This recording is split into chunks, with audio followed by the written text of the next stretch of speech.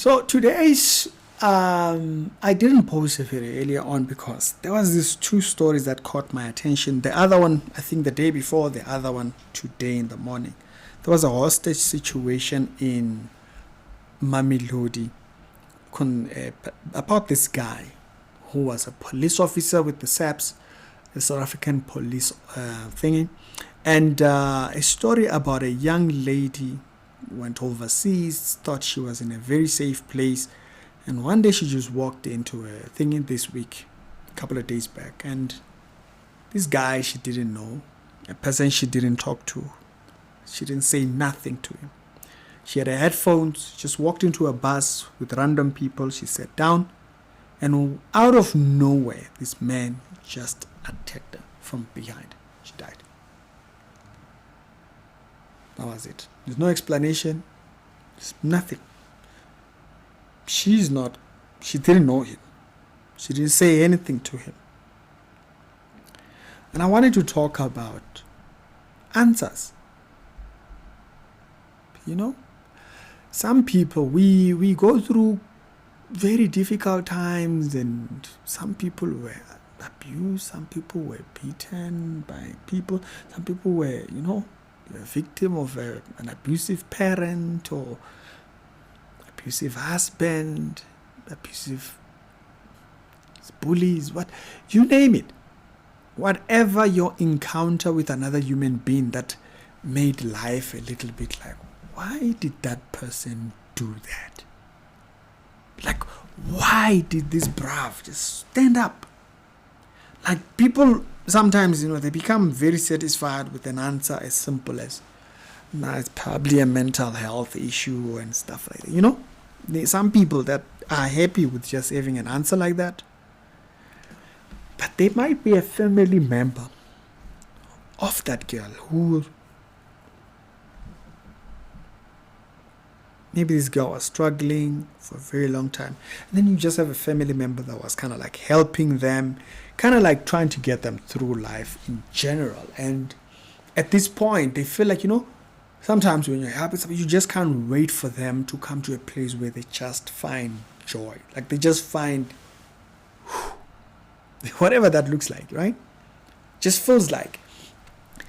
And that's the joy. You can't wait for that moment because it's such a testimonial point, because maybe you might have gone through a phase like that where what it felt like for you yourself, either to have gotten help or something, and so you can't wait for them to find that.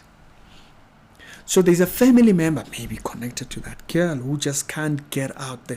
They were waiting to see the person that were probably helping, or a friend, or a student that they went to school with, someone connected to that girl who knew nothing about it. Might have been applying for a job on the phone, or she might have been talking to someone she was supposed to meet later on that day. Didn't expect an interaction with a stranger to result into this. It's just thought. So there might be a family member that just feels like maybe there's a better answer than this person was not well mentally. Like, I want a better answer than that.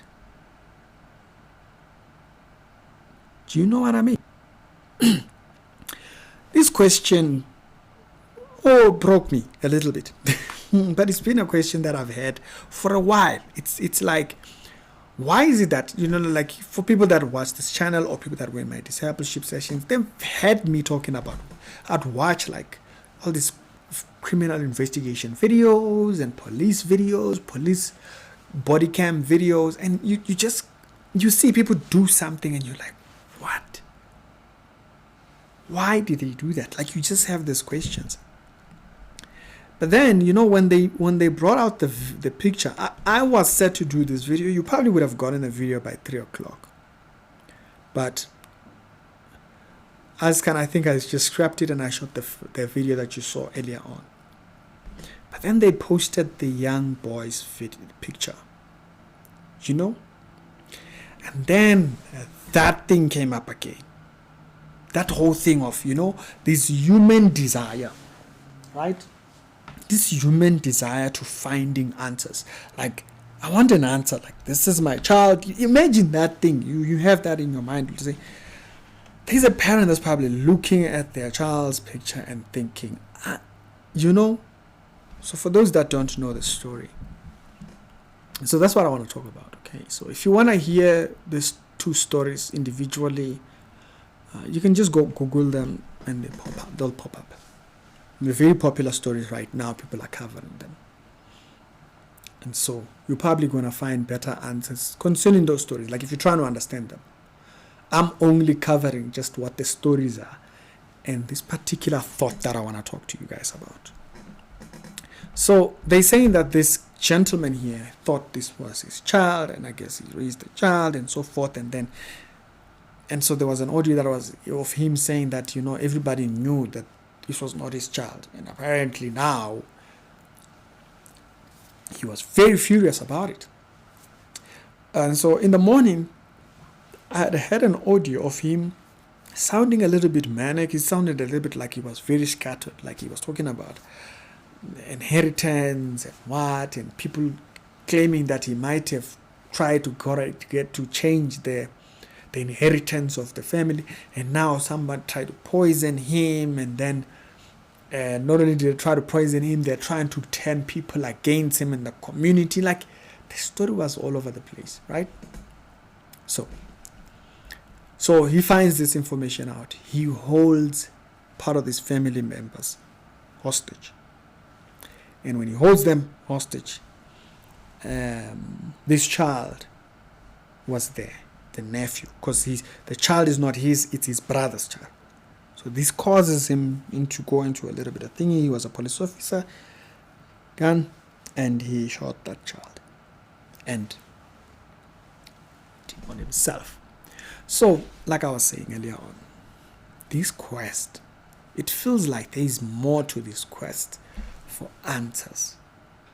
You know, like I said, I thought about this thing, and I thought of making a video about it, but I sometimes write some of these ideas down, and then when I find a related topic, then I'll talk about them. So this video, this topic felt like, oh yeah, that talks to that. Like I said earlier on, there are people that they're just trying to find a better answer. Like, okay, I was here, I fell into the hands of this individual. Will that be I had a terrible parent, I had a terrible job, a terrible relationship, whatever it was, I was done wrong. I didn't do anything. And you just feel like maybe there's a better answer than maybe that person was abused and now they are abusing me. Like, that doesn't make sense, right? And so maybe there's a better answer than that. And then you realize, like, when you look at what were the results of this type of things, like what came out of these things, you will realize with all the things, like most of the stories that I've watched and I've realized, it's almost as if even when they find an answer, the very answer creates another problem. The very answer feels like it's incomplete.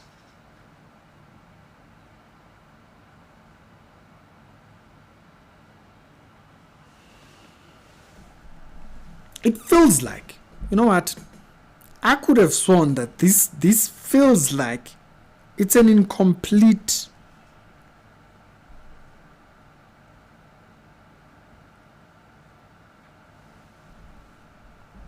Like, I'm not satisfied with this answer. Not that they express that they're not accepting the answer. It's that it's how they react to having the answer. Like, you see, you know, I remember years back, maybe 2008, 9 or something, around the time when I got saved. I remember visiting one guy, and there was this other gentleman who was in the room, and he was with his girlfriend. And I'm talking to this person I'm here to visit, and this guy, out of nowhere, just starts lunging on this lady. He just throws himself in there, and he starts, you know. And he lands good slaps, like, the kind of a slap that when someone gets you, like, okay, now I'm sure this person is satisfied that you've beaten this person, you've proven your power, right? You've shown your authority, whatever it is that you think that achieves. But that's not what it does. Even after they do that, they go back. They go back. And even as the person keeps answering, like, no, this is really what happened, they keep going back. Which is why you will see pictures of people almost disfigured, their faces completely disfigured. You wonder, like, how does another person do that? It's because the very answer that a human, you see, like this, you see this thing. No matter what answer this flesh gets, it's never going to be enough. And why? It's because we are finite being, right? You see, God functions out of time. God functions in knowing all. So because we make a judgment on the information that we are given, so we are here. So I judge the information I'm given based on what's here. And this might be part of that limitation where information is given, as truthful as it may be.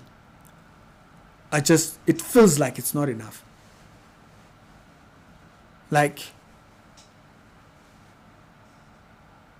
it's just not. I remember this video of this guy. The girl was apologizing. It was on video. He had vowed that he was going to, last year, there was about a couple of videos that came out of people who were doing violent acts towards their thingy. This guy locked the girl in the car. If you saw that video, very traumatic video. He locks the girl in the car and he says, you know what, this girl, I cannot satisfy this girl. And he's explaining all these things. And I was looking at him like, but okay, so she's given you an answer, but the answer is not enough. You get what I mean?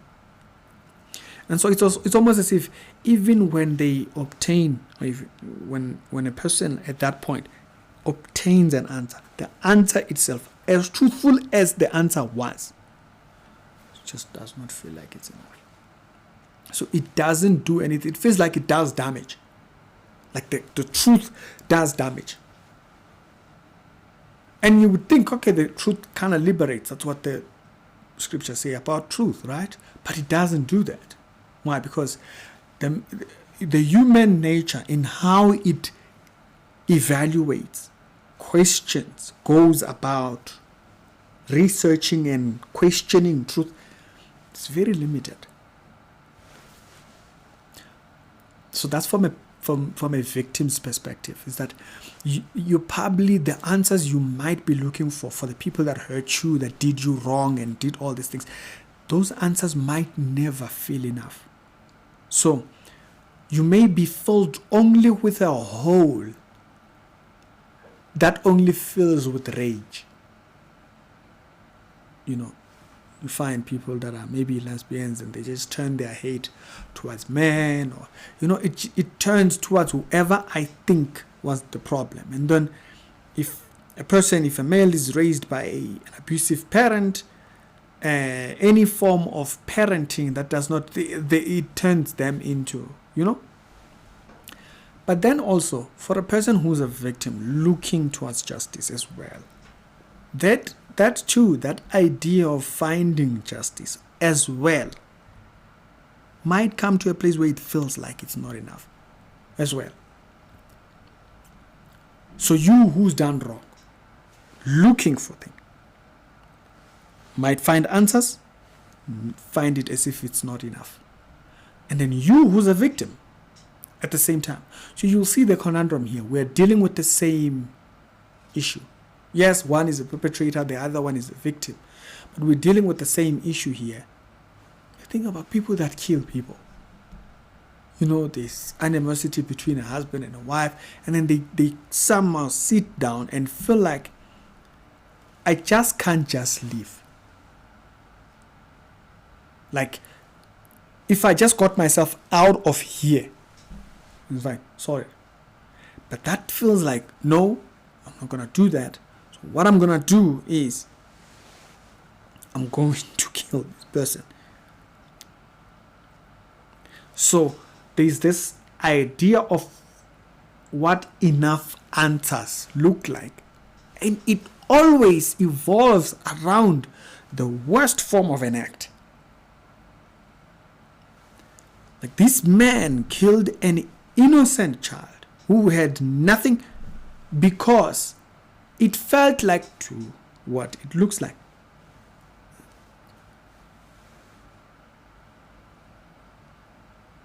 Everybody lies to me about who you are.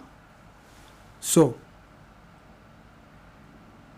like, it just doesn't feel right. Like, it's just wrong. Right? Like, me and you sitting here can say that. But if we sought to find, like, okay, like if we got him and then we sat him down and we asked him, so what was your reason? Even the answers he might give then.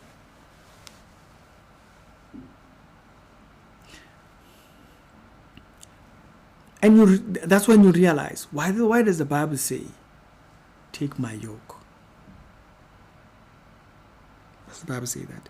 It's because in this limitation of being able to assess information, as truthful as that information might be, sometimes the what we think is the answer, when others look at it, it's like, yo, that's what you came up to? Yeah.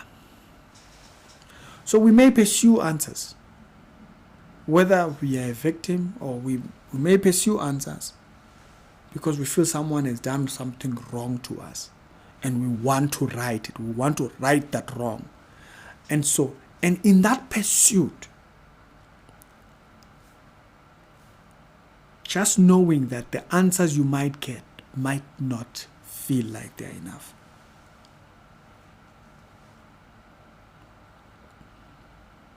I think it might help us just to be better in how we will deal with those situations. We can't talk to the people that have done wrong and are not here. They're not here. But we can talk to each other.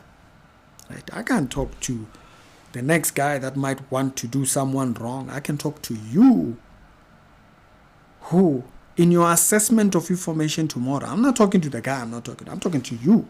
I'm not talking to the guy that's, the guy that you perceive is a problem in society. I'm talking to you. Like, how do you think you're going to assess information tomorrow?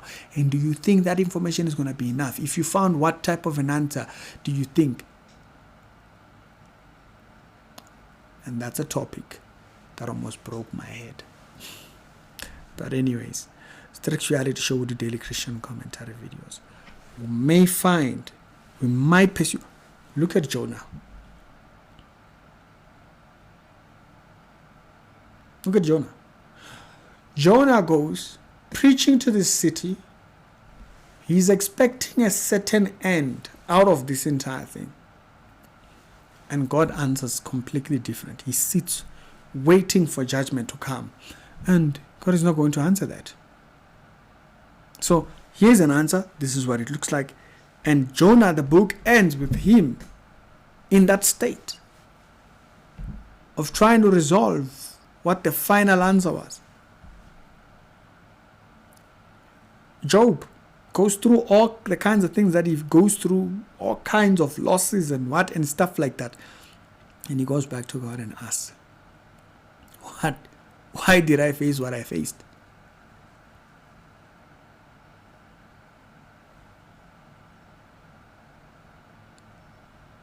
Some of the answers you get out there may feel like they don't satisfy. I think just knowing that will make you be reliant more on He who is the creator of life. Because He, He said, come, take my yoke. For my yoke is easier, my burden is light. He is as you who are heavily burdened, and I will give you my yoke. And guess what his yoke is that he has a version on over truth, perception,